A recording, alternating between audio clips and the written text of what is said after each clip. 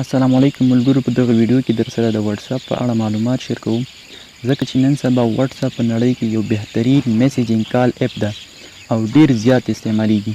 خصوصا نن سبا سټوډنټان چې دي هغوی ځان ته ګروپونه د واټسپ له لارې جوړوي او خپل مشکلات سره حلوي.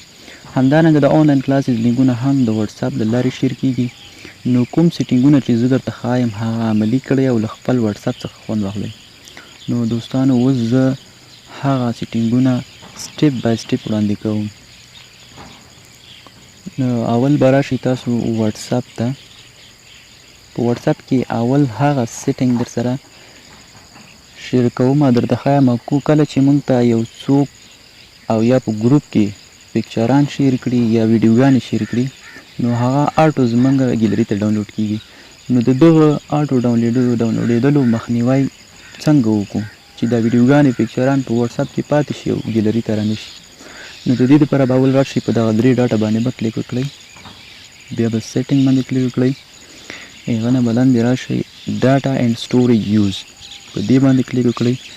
هغه نه دلته مو چې کلیک وکړو لاندې لیکلي دي میډیا آټو ډاونلوډ وین یوزینګ موبایل ډاټا. کله چې ته موبایل ډاټا استعمالوئ په دغه باندې به کلیک وکړئ.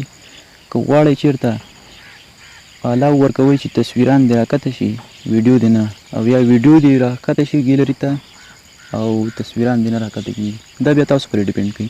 خو زه ورته وایم چې هېڅ شی دې نه ډاونلوډېږي، هر څه دې واټسپ کې پاتې شي. نو دا ټول چیکونه به لرې کړئ او اوکې به پسې ووایي.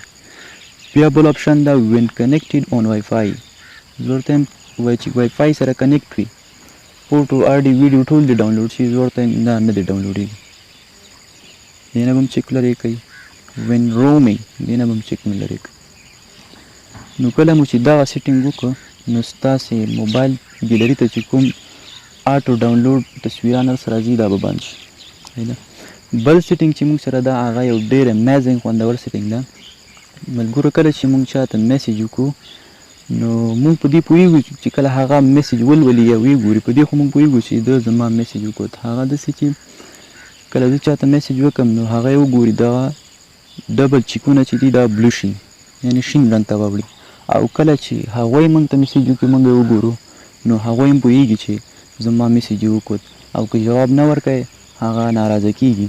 نو د دې دپاره چې ته د هغه میسیج وګورې او در باندې پوه نه شي نو دې دپاره به راشئ په دغه 3 ډاټه باندې به کلیک وکړئ کونج کې، بیا به سیټینګ باندې کلیک وکړئ. سیټینګ نه وروسته اکاونټ باندې، اکاونټ نه وروسته پرایویسي.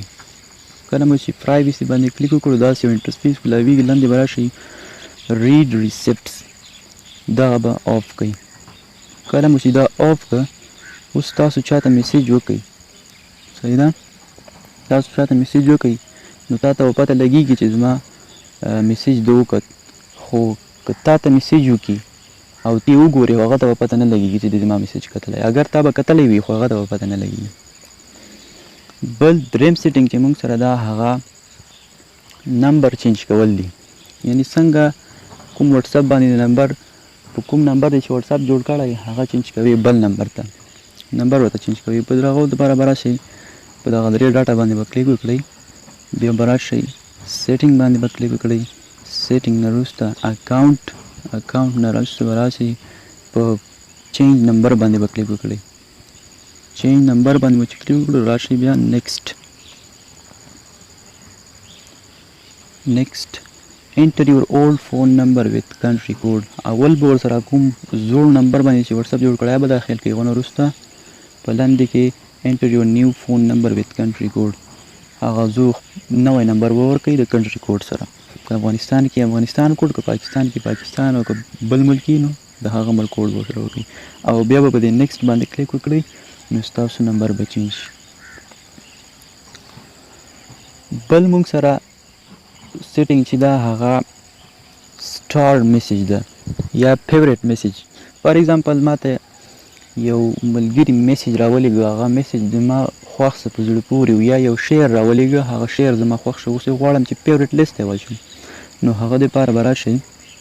فار ایگزامپل دغه میسیج ده،